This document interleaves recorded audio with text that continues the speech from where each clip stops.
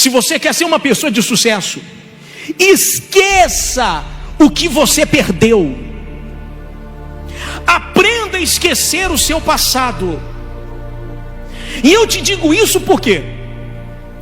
Porque toda pessoa que fica presa ao seu passado, ao que ela teve ou deixou de ter, ao que ela perdeu ou deixou de perder, ela não consegue olhar para frente. Não olhando para frente, ela não tem projetos, ela não tem metas, ela não tem objetivos, então ela não consegue sair do lugar. Ela fica sempre andando em círculos e a conversa dela sempre é a mesma. Ah, mas me fizeram isso, me fizeram aquilo, me puxaram o tapete, me apunhalaram pelas costas. De cada 10 pessoas que eu atendo, 9 falam do seu passado.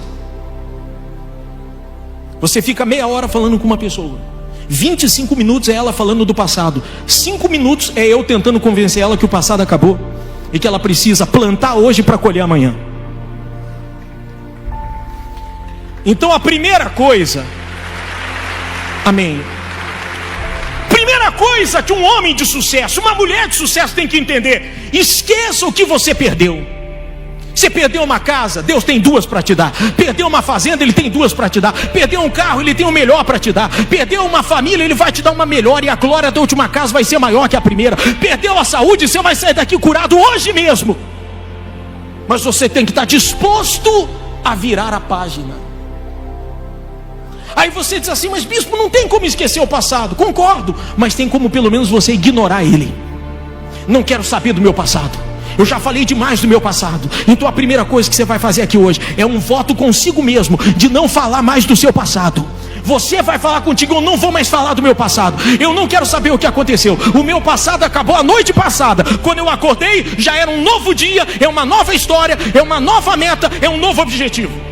Você só vai voltar a falar do seu passado o dia que você vier contar testemunho, porque aí você vai dizer: antes eu era assim, assim, assim, e agora eu estou assim. Amém? Que é um grande exemplo da Bíblia, e o melhor que nós temos, Jó. Primeiro capítulo de Jó, você abre a Bíblia e vai lá, está dizendo: essa é a história de Jó, mais ou menos nessas palavras. Existia um homem que era o mais rico do Oriente. Mais rico do Oriente. Olha quem era Jó. Tinha 7.000 ovelhas, não sei quantas mil cabeças de boi, não sei quantos jumentos, 3.000 camelos. Os seus filhos se alegravam e festejavam um nas casas dos outros, comemorando as suas vitórias e as suas alegrias. Então você veja que ele não era um qualquer, ele era o cara, desculpa a maneira vulgar de falar, o mais rico do Oriente. 3.000 camelos. Porque se você colocar Jó nos dias de hoje, camelo naquela época era um animal de transporte. Então era um animal que levava carga. Era como se Jó fosse dono de uma transportadora com 5.000 veículos, aliás, 3.000 veículos à sua disposição. Então ele não era um qualquer, ele era um camarada que tinha muito. Um dia, Satanás tocou na vida dele. Não foi Deus. A maioria das pessoas dizem que Deus fez. Não foi Deus. Quem tocou na vida de Jó foi o mal. Ele deitou rico e acordou pobre. Uma notícia ruim atrás da outra. Vinha um funcionário e dizia: Jó, olha, a sede da fazenda pegou fogo, os animais que estavam lá dentro morreram queimados. O outro vinha e dizia: meu Deus, os filhos estavam almoçando, caiu o telhado em cima deles, todos morreram. Jó, olha, os animais se jogaram no precipício. Uma notícia ruim atrás da outra. A última vez, quando ele se olha no reflexo da água, ele vê que o corpo dele está leproso da cabeça aos pés. E ainda assim, você vê Jó dizendo assim: eu sei que o meu Redentor vive. O que é isso? Uma pessoa que perdeu tudo do dia para a noite, ainda abrir os lábios e dizer: eu sei que o meu Redentor vive, eu sei quem é Deus, e eu sei que Ele vai mudar essa situação. Ele tinha 1000 motivos para ficar falando do passado. Oh meu Deus, ontem o Senhor me deu tudo, hoje o Senhor tirou tudo.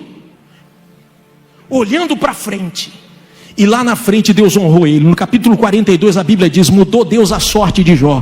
Ou na tradução de hoje, mudou os rumos de Jó. E deu-lhe o dobro do que antes ele possuía.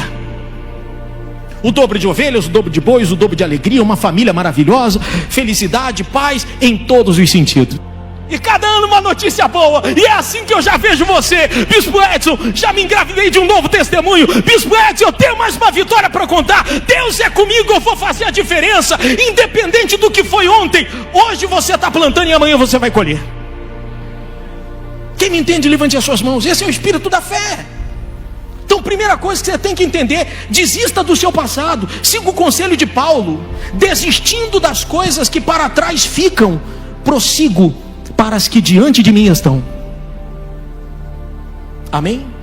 Então qual é a primeira coisa? Esqueça o seu passado. Se não puder esquecer, ignore ele. Desista dele. Vire a página. Pare de falar do seu passado. Vamos olhar para frente. Segunda coisa, você precisa vencer o medo. Medo da crise, medo do desemprego, medo da falência, medo de perder, medo de ser atingido. O setor que eu trabalho é o que mais está sendo atingido na crise. O fulano foi mandado embora, era o mais antigo, o mais conceituado. O próximo da lista sou eu. Ai meu Deus do céu, minha empresa está indo de mal a pior.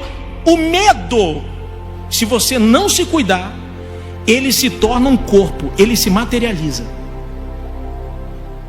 Ouça, o mesmo Jó, no capítulo 3, ele confessa, ele diz assim: olha, o que eu mais temia me sobreveio. Em outras palavras, o que eu mais tinha medo acabou me acontecendo. Ele falou isso depois que tinha perdido tudo.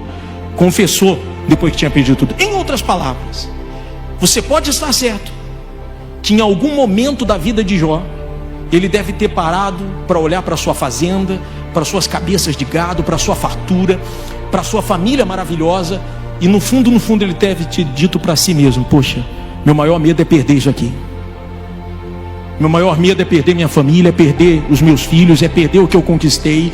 E quando você pronuncia o medo, uma coisa é você sentir medo, outra coisa é você materializar ele através de uma palavra. Quando você pronuncia o medo, ele torna-se um corpo. A pessoa que tem medo demais da família se desfazer, acaba tendo um problema na família. Tem medo demais de ser mandado embora, acaba sendo mandado embora. Então, assim como o medo se materializa, a coragem também se materializa. Quando você pronuncia coragem, quando você diz: eu tudo posso naquele que me fortalece, eu sei que o meu Redentor vive, eu sou mais que vencedor, eu vou dar a volta por cima, eu não serei cauda, serei cabeça. Isso vai se materializar. Você está colocando para fora. Amém, gente? Então qual é a segunda coisa? Vença o medo.